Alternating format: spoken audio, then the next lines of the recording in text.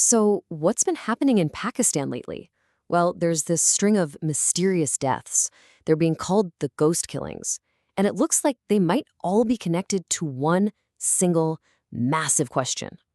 Okay, let's just dive right in. This whole thing absolutely exploded because of one rumor, a story that just lit up the internet and news channels everywhere.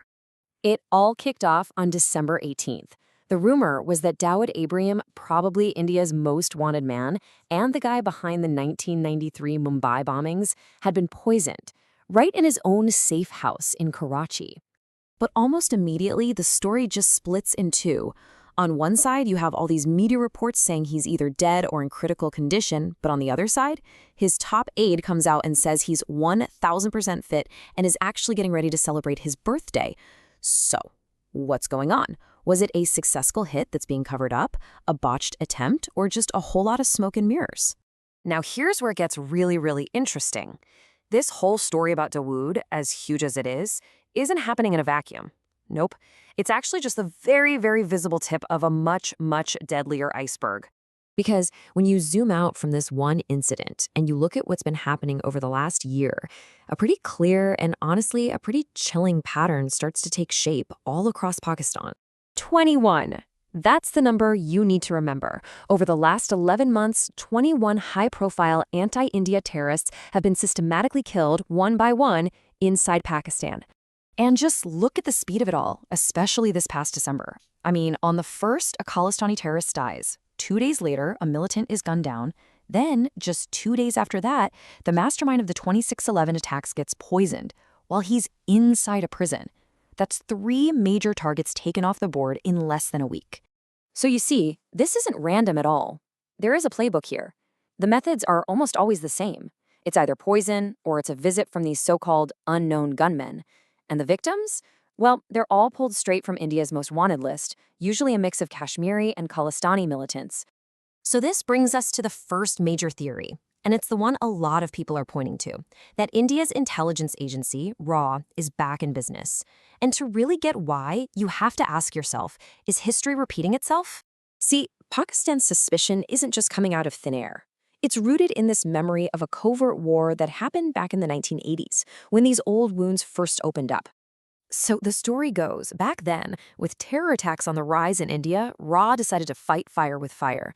They apparently set up 2 secret units, Team X and Team J, to carry out retaliatory hits inside Pakistan. And get this, the strategy was so effective that Pakistan, unable to stop the killings, supposedly went to India to ask for a truce. But hold on, that's just one side of the coin. There's another theory, and it's just as compelling. It asks a pretty provocative question. What if the killer is already inside the house? I mean, listen to this quote from a Pakistani political analyst. He said, "You never know if ISI itself is doing the cleanup." The idea here is that what we're seeing isn't foreign spies at all, but a desperate act of house cleaning by Pakistan's own intelligence agency, the ISI. So why would they do that? Well, the motive might just come down to this one absolutely staggering number, $77.5 billion. That's how much debt Pakistan has to repay in the next 3 years. It's a number so big it could literally cause a total economic meltdown. Okay, let's just connect the dots here. Pakistan is desperate for massive international loans to stay afloat. To get those loans from places like the IMF, it has to get off the International Terror Financing Gray List. And the only way to get off that list is to prove it's taking serious action against terrorists living on its soil.